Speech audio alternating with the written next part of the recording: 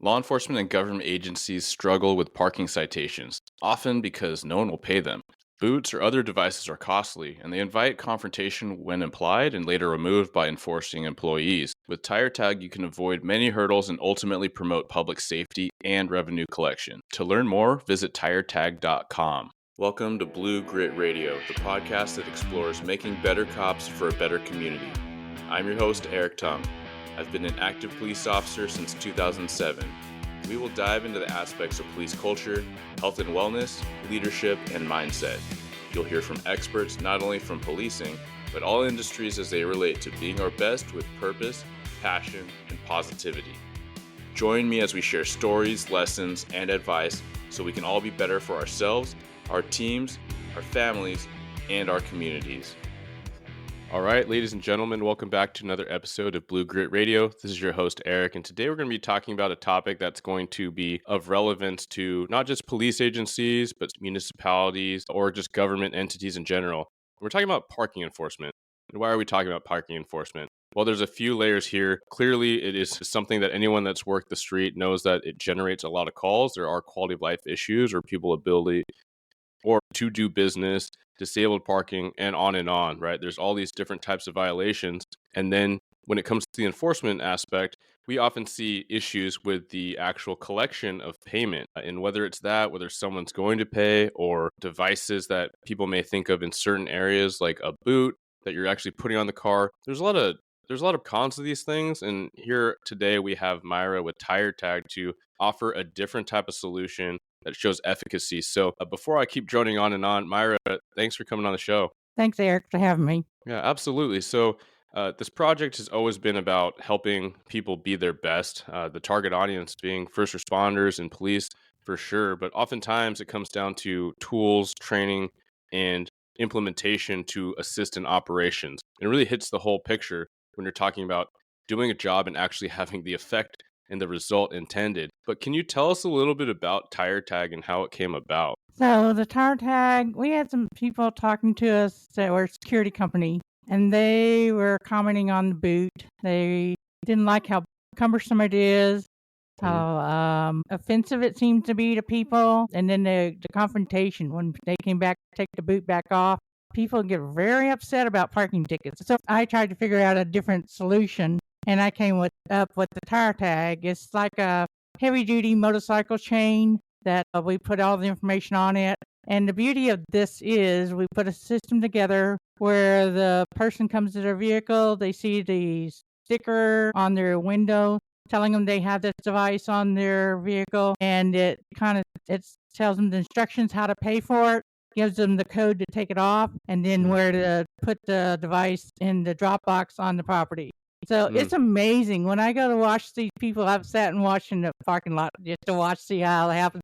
People just come up, they figure it out, and they do it in like 1 minute. It's just, and there's no confrontation. And the people that put these on the vehicles love it because it's so handy, so quick, and so easy to use. Yeah.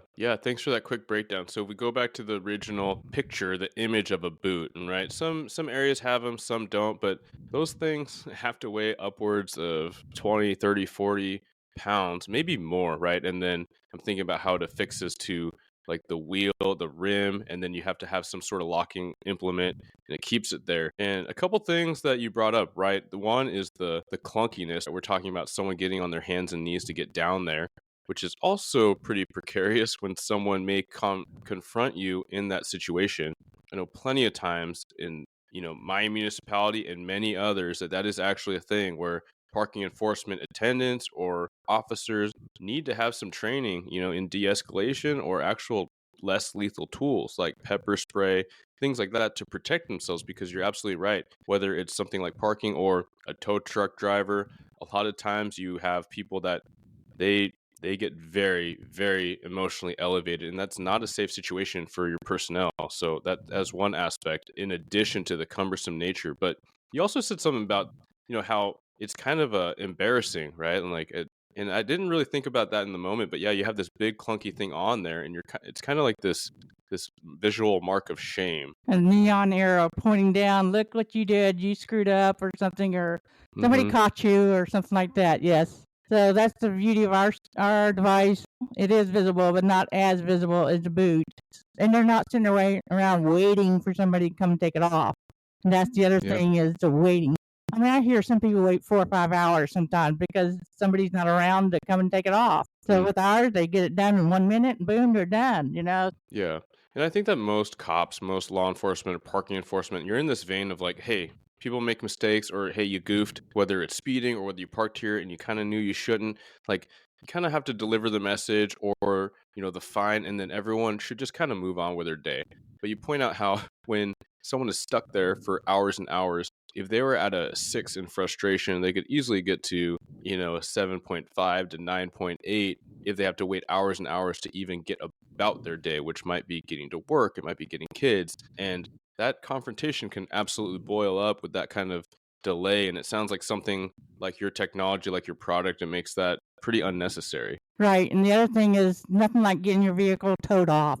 I mean, you got to go through trying to figure out where did they tow it to? Oh my, did it get towed? Did it get stolen? What's going on here? That kind of thing. A lot of these towing people, you have to have cash. Who has cash nowadays? I mean, so you got to go to the bank, get some money, cash. You got to find somebody to give you a ride there or get an Uber to take you there. By the time you finish, you're spending $1,000 just for this one little thing. For Those ours, fees are huge. yeah, you're just done. You get it done, you pay, and you're done.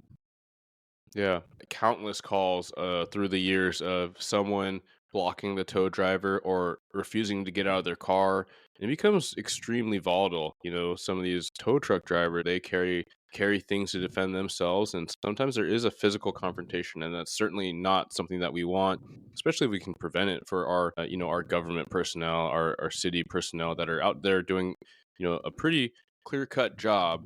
They oftentimes didn't sign up for this type of violence or aggression that a lot of police officers may understand it is a part of the job. Yeah, you don't realize, you just don't think people will be so upset about a parking ticket. It just blows me away sometimes when I see this. With our system, they see it, they get it done. Most of them kind of really understand, okay, this is better than getting a boot, better than getting towed. So let's just get this done and move on. Yeah, absolutely. So going back to the visual of the tire tag, you described it to be somewhat like a heavy duty chain. Can you tell me a little bit more about that? Like, where does it go? And then can people drive with it, or how would No, that work? and they cannot drive with it. We have on our decal, tell them, do not drive with this thing because you can really wreck your car. We tell our clients, to put them up by the brake caliper, which normally stops the car if anything's in the way of the brake caliper. And we have a knot in this device, which is kind of weird, I know, but it makes it heavier right there by the brake caliper, so they don't drive off with it. Yeah. Okay, so that makes sense. So I goofed. I parked somewhere I wasn't supposed to. I get to my car. I see a very visible sticker on, probably the driver's window. Yeah, and Yes. then it has a warning. Hey, don't drive away. You're gonna create some damage to your car. However, follow these instructions. So it's like a pay on my phone, and then I get a code to unlock and remove the device. Correct? Yes, that's correct. Okay, and then there's a drop off kind of things. Do you know how much they weigh roughly? Oh, I'd A few say maybe pounds. a pound. Feeding that, Okay. they're very lightweight. I mean, Yeah. a person could carry 20 or 30 of them at a time while they're going Yeah. through the parking lot. If they don't have a golf cart or whatever to drive with, or if they don't want to take their big car through the parking lot, they can just walk with them. People put them in their backpacks or something and just boom, boom, boom, get them done. That's the other Yeah. beauty of it. Whereas a boot, you can only do 2 or 3 at a time. And this way, you can do, 10 or 20 in 30 minutes, so it's just Yeah. quick and handy. And Yeah. the people that have the parking lots love it because it gets them maintained better and all that kind of stuff. No, that makes a lot of sense. I could visualize how you can literally carry and deploy a bunch of them, and then they get removed. They go back in the hopper. Rinse, repeat. No, that makes a lot of sense. And so another piece that we glossed off at the beginning was people not paying fines. Is that something that you realize from the industry, or that prevalent thing of just people get the ticket, they kind of wad it up, they either take it home or they throw it in the trash, and how many of those actually get pursued? And my understanding is not a ton. So, yeah, we've seen average for a paper ticket, maybe 30 to 40% of them get paid. With our system, we have right now 97% payment. So, Oh I my mean, gosh. that's pretty darn good, when you see it and 97% is everything. good for anything. Yeah. Grades and approval ratings and success rate. Absolutely. Yes, definitely. Yeah, our clients love it. We have not lost a client since once they start using the system, they just love it because it's so handy, so quick to do. And again, the non-confrontation, which is the biggest thing for most people, was that confrontation. Nobody wants that Hmm. confrontation. Yeah, Yeah. Yeah, absolutely. So if you work in one of these enforcement type roles, or you work along somebody that does, or you're a manager, or even on, the government side, we all know that we have to be liability focused in work, in our day to day, in law enforcement and public safety. However, it is beyond just law enforcement, public safety that workplaces need to be mindful of the safety of their people. I mean, right. your people are your most valuable resource, and risk management is very much a thing. Liability is very much a thing. Like, how can we, the best way to win a fight is to avoid the fight, as Exactly. actual defensive tactics proficient instructors and trainers will say. Yeah, deter is a win, right? De-escalate, deter. So yeah, and we can hear and visualize how this provides a lot of those opportunities. So another side benefit. This is just a weird thing, but Yeah. we have located stolen cars. Oh. Somebody leaves their Mm-hmm. car in a parking lot. For Nobody sure. pays attention to it, but they put a device on there, and then once the car sat there for a day or two, we go back and check on it, and then we find out sometimes it's been stolen. Mm-hmm. That's a nice little feature too for the police. Yeah, yeah. So if someone did try to drive it, it would clunk around and it sounds like it would cause damage. So, viably the suspect driver would be like, well, this is not a great car to drive. Right. It's already been tagged. Someone's marked it here. A lot of times, whether it's retail, and I've learned this from people that worked retail for a good chunk of their lives, a lot of times you can deter the crime just by someone feeling seen, right? And that is kind of Exactly. a crime prevention, I suppose, foundation is visibility, right? Removing foliage and just making somewhere like brightly lit, seeing a camera, whether it's real or not, people perceive that they got spotted, like they got caught, then they usually will find somewhere else. So there's that aspect too. Yeah, I can totally see that. Yeah, a lot of our clients also experience is once you start doing this, it seems to slow down the not paying for the parking and that kind of thing. People notice or pay attention or Mhm. realize that somebody's enforcing the law or whatever, and they're more apt to pay attention and pay it and everything. So, Yeah. Yeah, I could see that. That's just the visibility aspect of, you probably have the drop box there, you probably have signage and all that. So again, deterrent, which is obviously a huge goal of the whole process. So when we think about costs, you talked about the deployability. It sounds like it's very easy to manage because they're very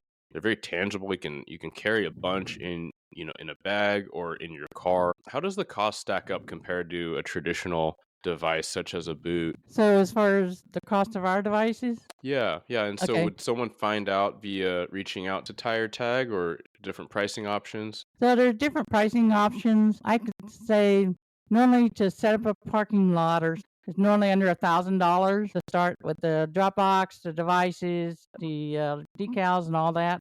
So Mhm. normally you make that money back within the week. That's what I'm saying. I mean, just I don't know how much y'all Mhm. charge for parking tickets, but our average customer charges $50 to $100 a parking ticket, and Mhm. they do 10 tickets and they're paid back, and then the Wow. rest of it's gravy for them. Yeah. No, so I would imagine that, 50 to 100 is pretty on par, I think, through the states and different regions. Where did Tire Tag start, and where is it most heavily concentrated geographically, or is it kind of all over now? We're in 40 states right now. We're Yeah. getting ready to go into a couple of countries that are looking at us right now. We started originally in Texas, so just uh, our heaviest areas are Florida and Arizona so far. It's word of mouth. We go to conferences and all that. But, the parking world is a little different. They are very cautious about Mhm. starting with a new vendor or whatever that. So we've been in business for almost 7 years now. So we're here to stay. We're not going anywhere. Our clients have issued over 60,000 tickets. Again, we're pretty much everywhere. We can go anywhere and everywhere there's a parking lot or parking spot, or it's uncanny how much, you can do with the parking. Yeah, those are pretty impressive numbers. So 40 out of 50 states, 60K tickets. And so even to do the math on 97% of the revenue, I'm not going to do that math, but y'all can start We've done dialing it up on around your 5 to calculators. 6 million. in My goodness. revenue. Okay. That's what our clients collect, that part. Yeah.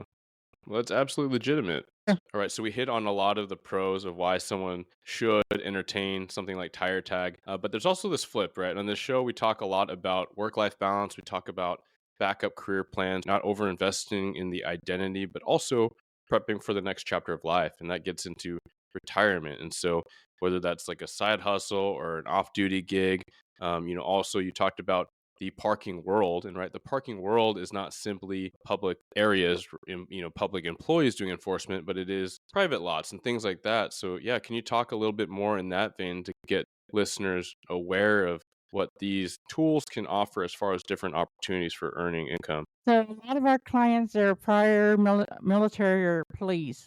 They set up their own company and start maybe a security company, or they just do the parking company aspect of it. And they just go talk to people. They kind of run the neighborhoods, see where there's parking problems, and then they'll go talk to those particular, like that property manager or the city, or that you just never know where they're going to be at, but they see the opportunity. And a lot of people don't realize, they don't know about the tire tag because we're still kind of new. And so once they hear about it, they're just like, "This sounds pretty good." So it's pretty easy to set up a company nowadays. You can go online and set it up. I say $500, $600. Most cities require like $100 licensing type Sure. thing. Yeah. And so and then you set up either. So some people split the cost with the parking lot. Some people take the total money. It just depends on what they set up with the different entities they're talking to.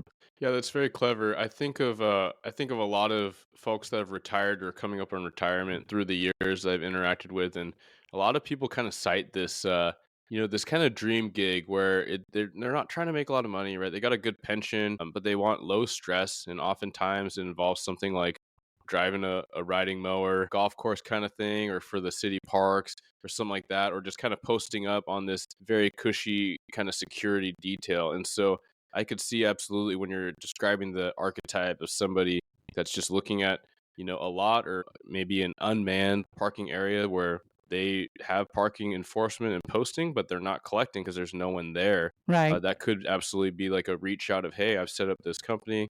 And so you're talking about the licensing, standing up your own company and doing business in a certain city or area, and then just kind of deploying, right? Getting your own host of things and working out something with the property owner, whether it's a cut or the property owner or management might literally be like, I'm just happy to contract with you to get cars away and keep them from not parking here. Exactly. So also, even if they have towing signs on their lots, towing companies are so hard to get a hold of nowadays and try to get them to come out there and tow the car away. And then on top of that, the lot doesn't collect that towing at all. They can't.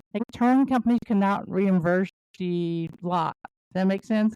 Yeah. No, it's just a separate thing. So I have private property. I put up a towing sign. After contracting with the local tow company, I don't collect any of that. Correct? Like they're just coming out when they come out, if they even come out within however many hours, and that's totally between the vehicle owner and the tow company. I'm totally out of it. Correct? Right.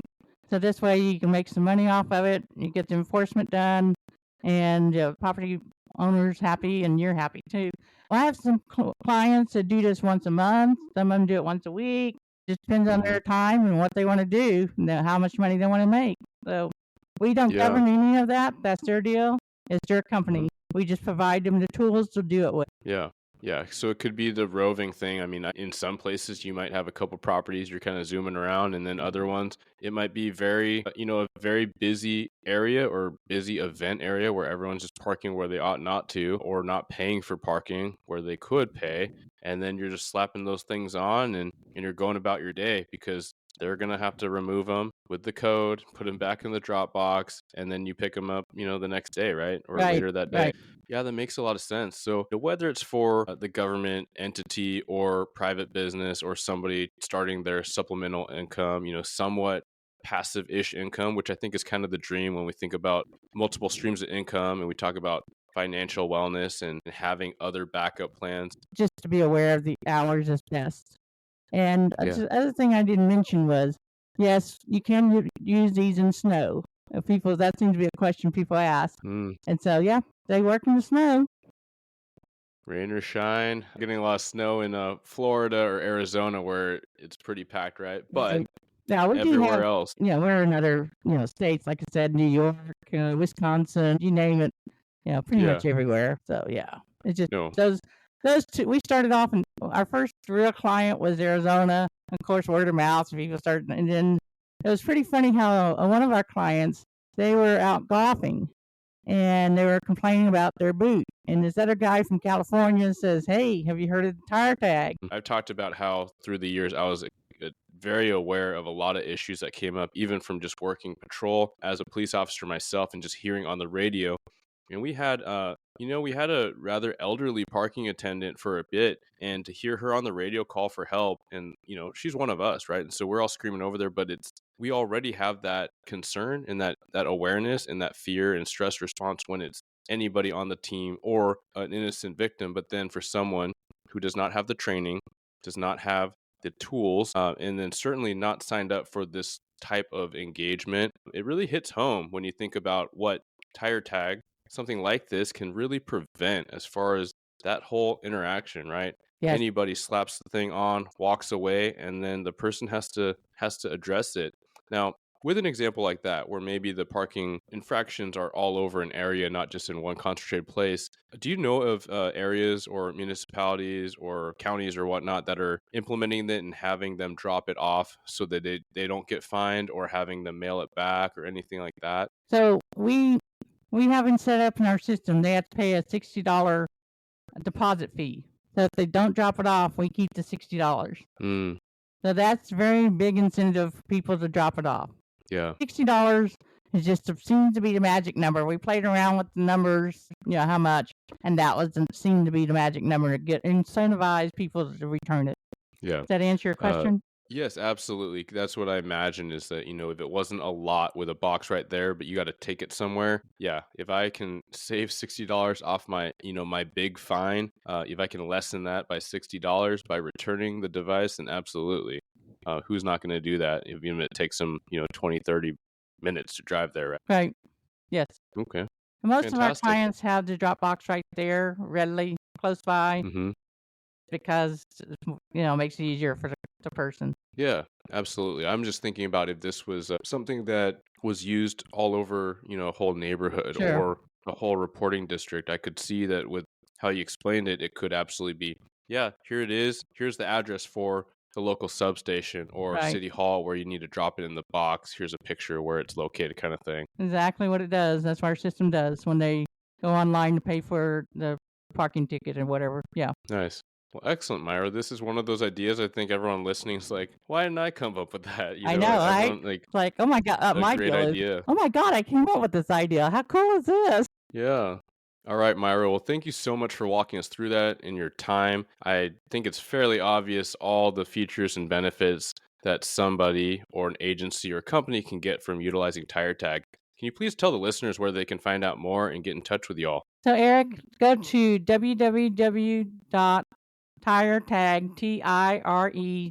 www.tiretag.com. We have all kinds of information on there. We have a nifty little video on there talking about, it takes you through the whole thing, from beginning to the end.